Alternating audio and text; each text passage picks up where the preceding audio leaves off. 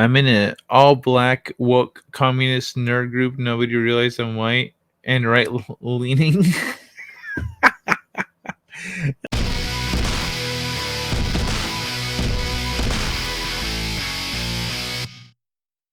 All right, let's see what this is. An article I've had lingering in my spreadsheet for a while now, and I'm really curious about it. And since we're talking about futurism and technology and all this other stuff, okay, so techno optimism and the rule of threes. Why the world will soon enter an era of mass flourishing. Historically, periods of mass flourishing are underpinned by technological revolutions. Currently, we are undergoing a technological revolution unlike anything the world has ever seen. So, the following is an excerpt adapted from the book The Cloud Revolution. It is reprinted with permission of the picture. I think I'm a futurist. I always believe we are moving towards a wonderful world. I don't think Earth will be a dystopia. I agree with you, Potato. I think we're going to move into a great future, too. Overnight success takes about 60 years. The pace with which new innovations enter markets also follows the rule of threes. The three phases of invention to commercial viability to market significance. Once disruptive innovations start to disrupt a market, it invariably seems, in hindsight, like the proverbial overnight success. But the typical dynamic over modern history is consistently a pattern of often 20 years for each phase of growth. It was 20 years after the 1886 invention of the automobile before a practical design emerged, so as the Model T. And nearly 20 years passed until the automobile inflection, when the U.S. went from about 5% penetration, car to population ratio, in the early 20s to 20% by the end of that decade. Ubiquity would arrive another 20 years later. Consider the rapid rise. So if we're looking at electric cars, when Tesla started in 2003. So we're coming up on 20 years of Tesla as a company. And when they started, they had the Roadster.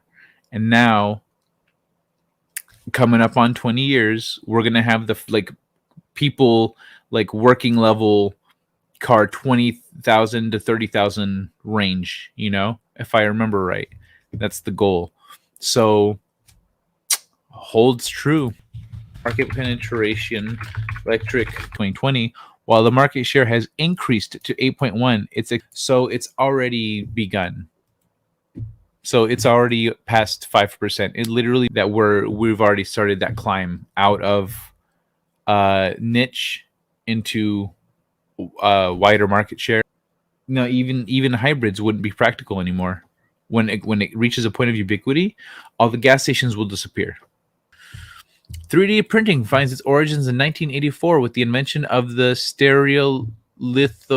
stereolithography credited to Chuck Hall, but like drones, an idea dating back to World War II.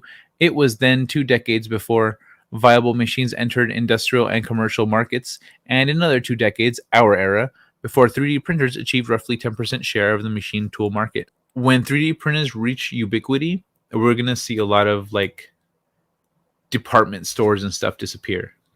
A lot of stores are going to disappear when everyone has a 3D printer, because then everyone's just going to be buying materials and making their own shit and buying designs from each other. And even though it took 2 decades before the public commercialization of the World Wide Web, he called it the World Wide Web. That's adorable. 20 such deep technological transformations ultimately show up in the 3 key metrics that matter to society: greater per capita wealth, improved health and well-being, and more conveniences, as well as more time to enjoy them in the forms of entertainment and leisure. So yeah, like I was saying, 3D printers. We're going to have our own 3D printers.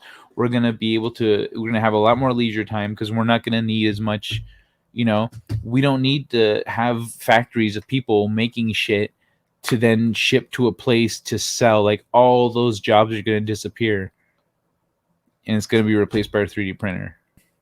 You can go to Home Depot right now, buy all the shit that you need to build a 3D printer. Then you could build a 3D printer. And then with that 3D printer, you could print another 3D printer. Think about that. Think about how many people are being cut out of that equation now. I don't know. I broke a thing. I need a replacement for it. But instead of going to the store and like looking, is this the right one? Just fucking no, this is the right one. Why is it so expensive? You know why? Because some motherfucker had to make that shit, and then they used with machines and all this in this factory that costs rent money with all these people in there that you got to pay. They made this fucking stupid thing. They put it in a box with plastic, and then they gave it to a guy who drove that shit to a place, who flew it to wherever, dropped it off in your local thing. It got to your store. Like, that's a lot of steps. That's a lot of steps that get cut out when you just go down to Home Depot, go, let me get a bunch of wood pulp. You just get all this shit, you take it home, you print up whatever you want. And then you go, you know what?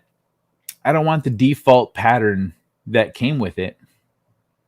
I mean, it's cool and all, but if I'm replacing it, if I want to make a new one, what else is out there? So then you go check out an online marketplace where people sell patterns for 3D printed stuff.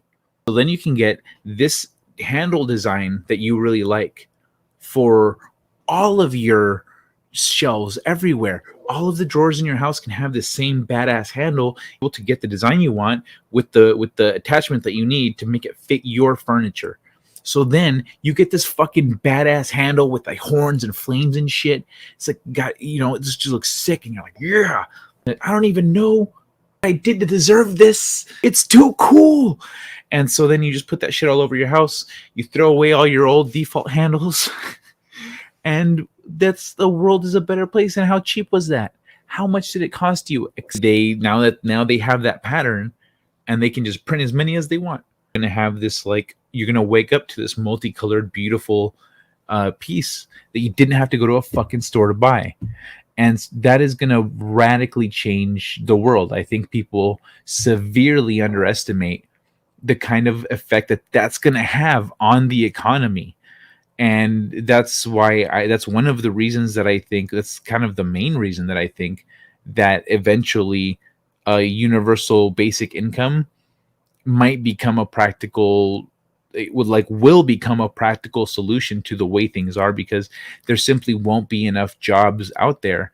And our goal as a society will be to just improve ourselves, to improve our society, to just fix and improve things, because we're essentially at a point of automation on all the basics that we can just go, okay, well, let's make things better. So we make things better. Like, we don't need to spend our time, in the hamster wheel anymore. The hamster wheel is running itself. Now we can do other shit. And the service industry is going to be a lot more consistent. That's where you're going to see jobs. So when you're starting off, if you want to make a little more money, if whatever, like, that's the kind of jobs, service job is where you're going to go. Because some of the other jobs, like retail, we're going to see that go direct to consumer. They might have, like, let's say, a membership so that you get free patterns from their stuff, or you could pay for like their basic patterns, and then they could have stuff that they send to you. So it's going to be interesting to see how different companies, how different industries adapt to that major technological shift when 3D printers hit ubiquitous market penetration. When that happens, as we start climbing to that point, when you start seeing people go, hey, have you noticed everyone's getting a 3D printer these days? Yeah, I'm thinking of getting one myself. They're pretty cheap. Yeah, they're pretty cheap. I mean, they're totally affordable. I feel like they used to be more expensive. I mean, I didn't see the point in really getting a 3D printer before, but I mean, now the fucking Bob over here, man. Bob showed me all the shit that he printed with his, and it cost him like a few bucks. And if I would have gone to the store, it would have cost me a lot more. And that shit was custom. I mean, I think I need to get me a 3D printer. You're going to start seeing that conversation happen, and you're going to start seeing companies close down. You're going to companies that can't shift, that can't pivot, that aren't seeing the storm coming. All of it ties together, though. It does all tie together, but this is its own monster. 3D printers are their own beast that are going to they're gonna put a hurting on our current economic infrastructure. Conservative economist Milton Friedman argued for universal basic income in the 1980s, and Dr. King argued for it in the 60s. I think it's one of those things that we're experimenting with it in some places, and we're seeing benefits to the people and their community like very quickly.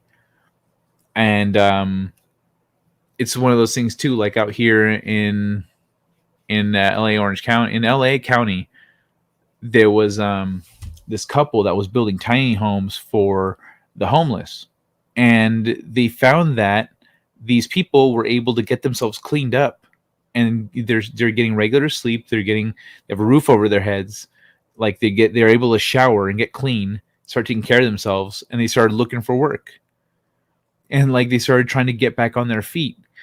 And so like once they had some stability, they stabilized, and then they went and started trying to get back out there. They don't want to be homeless. They don't want to be fucking homeless. Now the crazy drug addicts, they don't want to be homeless either, but they're a whole other conversation. I'm talking the regular people that are homeless right now. There's a lot of people that have ended up homeless, and it's messed up. Conservative economist. Really? I just caught that. I was like, wait, did I say conservative economist? Milton Friedman argued for universal basic income in the 1980s. Oh, yeah. I lost track. Yeah, I think it's one of those things that society, like we're experimenting, we're seeing the benefits of it. Start seeing people adapting 3D printers, and we start seeing people, adopting all these different technologies that do away with a lot of the way that society is structured right now.